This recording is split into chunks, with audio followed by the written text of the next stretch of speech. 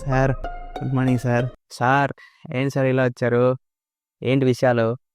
అడిగి మీరైనా చెప్పండి సార్. ఈ మంత్ నుంచి అన్న కొంచెం నా మీద కాన్సన్ట్రేట్ చేయమని. ఈ మంత్ కొంచెం బిజీ అండి.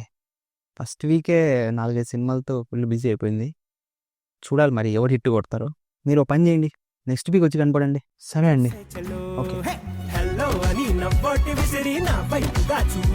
ఏంటి సార్ ఫుల్ హ్యాపీగా ఉన్నట్లున్నారు? ఏంటి సంగతి? చిన్న సినిమా లిటిల్ ఆర్ట్స్ అని పెద్ద హిట్ అయిపోయింది. ఎంతైనా చిన్న సినిమా హిట్ అయితే అండి ఆ కళే వేరండి. అవునా? అన్నీ హ్యాపీసేనా అయితే? ఇంకా నా మీదన్నా కాన్సన్ట్రేట్ చేయమని చెప్పండి సార్ ఈ వీక్ నుంచి అన్నా. నాకు అర్థమైందండి మీ బాధ. ముందే ఈ వీక్ అంతా 2 బిగ్గీస్తో ఫుల్ అయిపోయింది. ఒకటేమో మీరా, ఇంకోటేమో కిష్కిందపురి.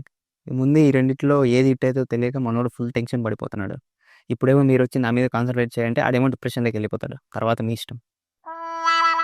మీరు ఓ పని చేయండి, మీరు ఒక 2-3 రోజుల తర్వాత వచ్చి కనపడండి, నేను సెట్ చేస్తా. సరే అండి సార్. అప్డేట్ ఏంటి సార్? సార్ 2 సినిమాలు హిట్ అయిపోయాయి. చూస్తుంటే ఏ మంత్కి లేని అదృష్టం మనకున్నట్లుంది. అవునా?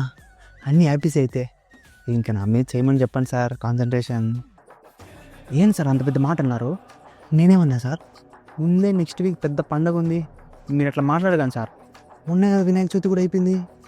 ఏం పండగ ఉంది సార్? సార్ ఏం సార్ అలా చూస్తున్నారు? చెప్పండి సార్, ఏం పండగ ఉంది? Happy birthday OG.